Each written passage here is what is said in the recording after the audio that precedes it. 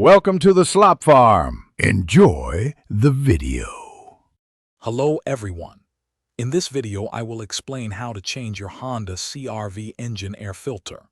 This simple maintenance task can improve your vehicle's performance and fuel efficiency. First, you'll need a new engine air filter and either a Phillips head screwdriver or an 8mm socket, depending on your CRV's specific model. It's generally recommended to replace your engine air filter every 15,000 to 30,000 miles, but dusty conditions might require more frequent changes.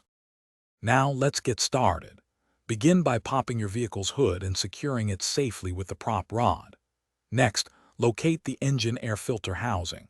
It's usually a large black box situated on the driver's side of the engine bay. You'll notice 4 retaining bolts on the lid of this airbox. Use your Phillips head screwdriver or 8mm socket to loosen all 4 of these bolts.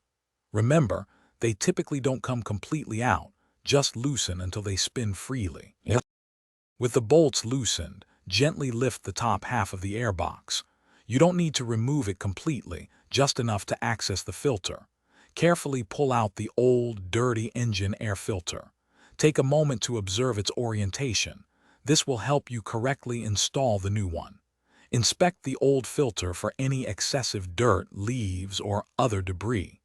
Before installing the new filter, use a clean rag or a small vacuum to clear any loose particles from inside the airbox. Now take your new, clean engine air filter and carefully place it into the airbox housing. Ensure it sits flush and is properly seated all around the edges. Once the new filter is in place, align the top half of the airbox lid and gently press it down until it's securely closed. Finally, tighten the 4 retaining bolts until they are snug. Avoid over-tightening to prevent damage. With that done, you can now close your vehicle's hood.